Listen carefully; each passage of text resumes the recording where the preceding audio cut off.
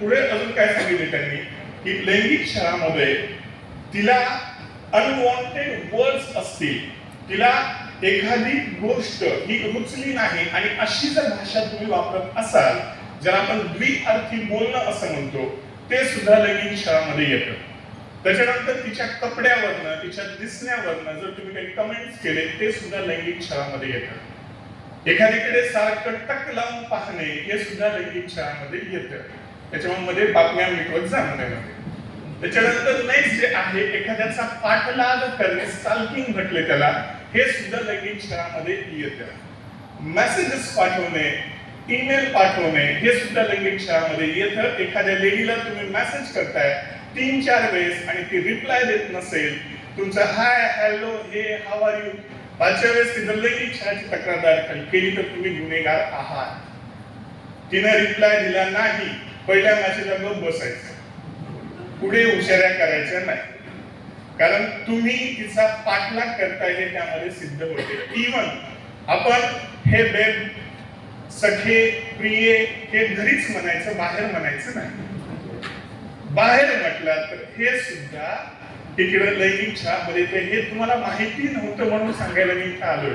कारण बऱ्याच वेळेस काय होतं, आमचं कसा पाहिजे तू नव्हता साहेब, तुमचा हेतू त्याच्याशी काही देणं घेणं नाही आणि तुमचं वागणं तिला अनवॉन्टेड वाटलं. म्हणजे तुम्ही 2 मित्र बोलताय. मागे एक केस अशी होती आमच्याकडे आलेली, तिला 2 मित्र होती आणि लग्न झालेलं होतं एका मित्राचं आणि तो त्या मित्राला त्याच्या लग्नानंतर हनीमूनला गेल्यानंतरच्या गप्पा सांगत होता आणि ह्या गप्पा त्या लेडीनं रेकॉर्ड करून घेतला, कारण पुरावा द्यावा लागतो. आणि मग तिनं सांगितलं की मी तिथं आहे हे माहिती असताना सुद्धा जाणून बुजून हे अश्लील गप्पा करत होते आणि याच्यावर गुन्हे दाखल करा. त्यानुसार ते कर्मचारी निलंबित झाले दोघेच.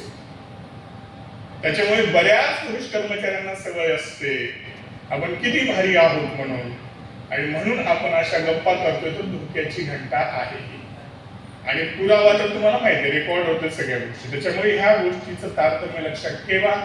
एखादी लेडी तिथं असेल तर शांत राहा, कुठल्याही गप्पा करू नका ज्या अश्लील आहेत, द्विअर्थी आहेत. त्याच्यामध्ये काय आहे, एखादी अश्लील चित्रफित दाखवणे, एखादं अश्लील साहित्य दाखवणे हे सुद्धा आहे. मागे पुण्याचं एक प्रकरण होतं, ते प्रकरण आमच्या पुढे आलं होतं. काय होतं की IT कंपनीमध्ये काम करणारे 2 कलिग्स होते आणि जात असताना त्या मुलानं जे आहे मॅगझिन घेतलं होतं आणि त्या मॅगझिन मध्ये चित्र ही अश्लील स्वरूपाची होती आणि तोच पाहत होता.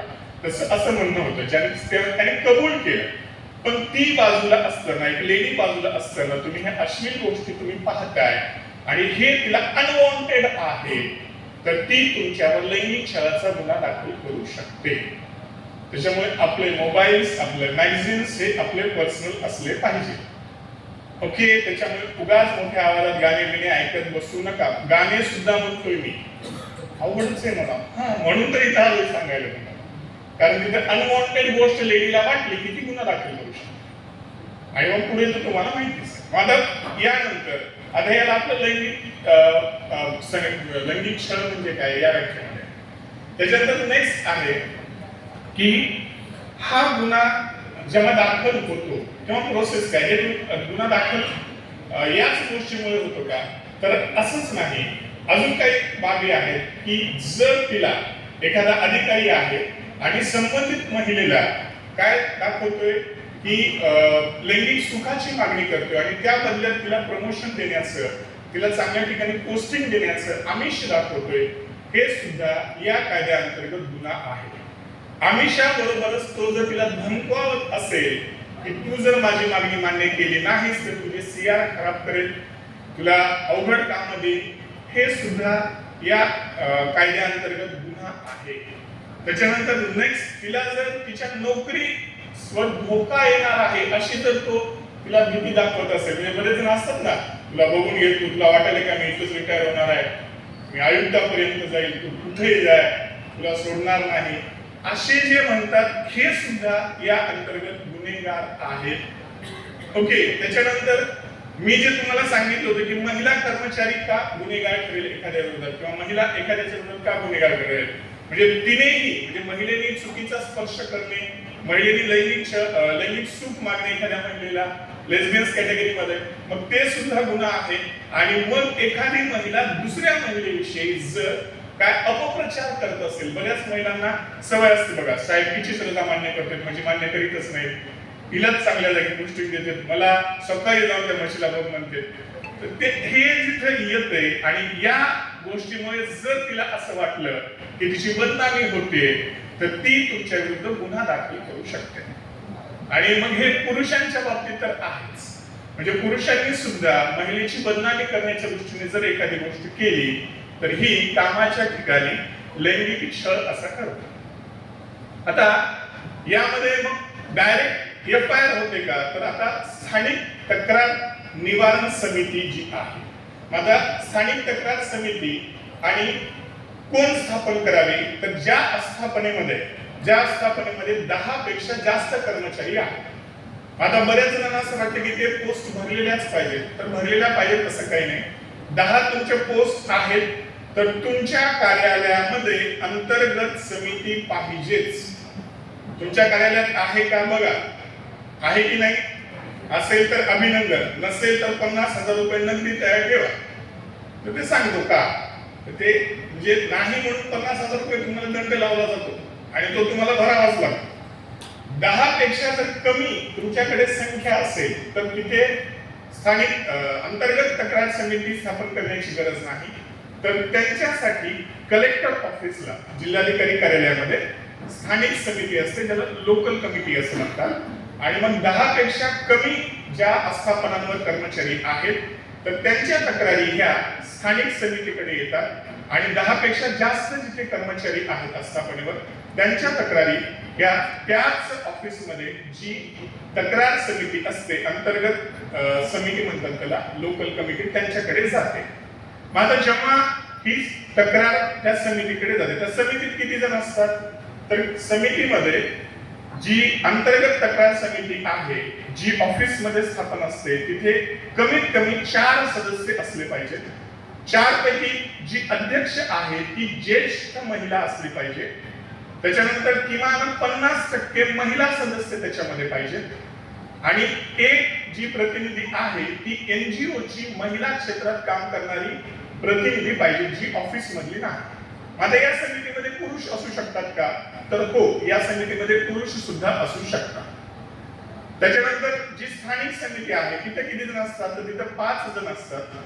त्या 5 जणांमध्ये अध्यक्ष, महिला क्षेत्रात काम करणारी महिला असते, त्याच्यानंतर 2 जे आहेत ते एनजीओ चे सदस्य असतात, एक महिला असते, त्याच्यात एक एससी एसटी मधनं असतात आणि एक प्रतिनिधी हा जो पदसिद्ध सदस्य असतो तो आमच्या विभागाचा किंवा समाज कल्याण विभागाचा अधिकारी असतो. मग यांच्याकडे तक्रार किती दिवसात द्यायची, जेव्हा एखादं प्रकरण घडतंय तर त्या महिलेने तक्रार कशी द्यायची, तर दोन्ही जमणार नाही. लेखी स्वरूपात तक्रार दिली पाहिजे आणि इन्सिडेंट घडल्यानंतर, घटना घडल्यानंतर 30 दिवसाच्या आत ती तक्रार द्यायची आहे.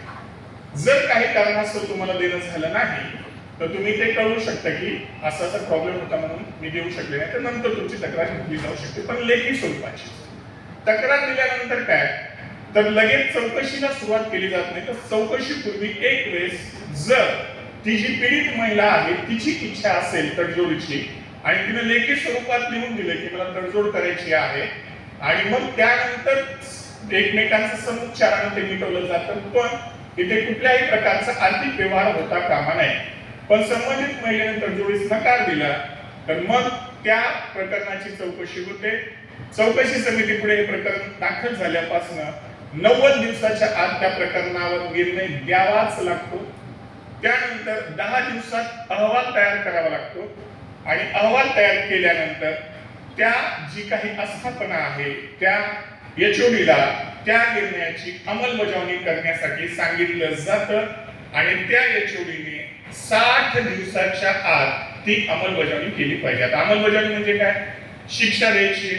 जर तो संबंधित व्यक्ती दोषी आढळला तर त्याला कुठल्या प्रकारची शिक्षा दिली जाते, त्याला निलंबित केलं जातं, बडतर्फ केलं जातं किंवा त्याला ताकीद दिली जाते, त्याचं म्हणजे वेतनवाढ रोखून धरली जाते. कुठल्याही प्रकारची शिक्षा देण्याची तरतूद या कायद्यामध्ये आहे. मला तुम्ही म्हणाल सर खोटी तक्रार दाखल केली तर खोटी तक्रार दाखल करणाऱ्याला सुद्धा हीच शिक्षा आहे. म्हणजे एखादी महिला खोटी तक्रार दाखल करते तर तिला सुद्धा नोकरीवरून काढून टाकलं जाऊ शकतं, निलंबित केलं जाऊ शकतं, तिचं वेतनवाढ थांबवली जाऊ शकते. पण खोटी तक्रार आहे हे पुराव्यानिशी सिद्ध करावं लागतं. म्हणजे एखाद्या महिलेने तक्रार केली आणि ती सिद्ध करू शकली नाही की बाबा माझ्यावर हा असा असा म्हणजे अत्याचार झालाय, लैंगिक छळ झालाय, पण ती काही कारणास्तव सिद्ध करू शकली नाही, ती केवळ सिद्ध करू शकली नाही म्हणून खोटी तक्रार असं नाही गृहीत धरलं जाणार. म्हणजे तिनं हे खोटं केलंय, म्हणजे तिनं समजा एखादा पुरावा सादर केलाय आणि तो पुरावा चुकीचा आहे हे समोरच्याला सिद्ध करावं लागेल. आणि जेव्हा असं सिद्ध होईल तेव्हा संबंधितेवर हा या कायद्यानुसार गुन्हा दाखल होईल आणि त्यानुसार तिला शिक्षा त्याप्रमाणे दिली जाईल. आता या दरम्यानच्या काळात समजा चौकशी चालू आहे आणि मग त्या महिलेला तिथे राहणं, त्या कार्यालयात राहणं योग्य नाहीये आणि तिनं जर लेखी विनंती केली की मला काही सवलत हवी, तर कुठल्या कुठल्या प्रकारची सवलत संबंधित महिलेला दिली जाऊ शकते. तिनं सांगितल्यानंतर जर तिनं सांगितलं की माझी स्वतःची बदली करा किंवा ज्याच्या विरुद्ध माझी तक्रार आहे त्याची बदली करा, तर तसं त्या एचओडीला करावंच लागत. त्याच्यानंतर नेक्स्ट तिनं सांगितले की मला 3 महिने जे आहे मला म्हणजे रजा पाहिजे, तर तिला फुल पे रजा द्यावीच लागते आणि तिची रजा कशातूनही कपात केली जाऊ शकत नाही. संबंधित महिलेने सांगितले की मला विभाग बदलून द्या, तर तिचा विभाग बदलून दिला जाऊ शकतो. तिने सांगितले की माझा रिपोर्टिंग ऑफिसर बदलून द्या की ज्याला मी रिपोर्ट करते, तर तो रिपोर्टिंग ऑफिसर सुद्धा तिला बदलून दिला जाऊ शकतो आणि तो दिला पाहिजे.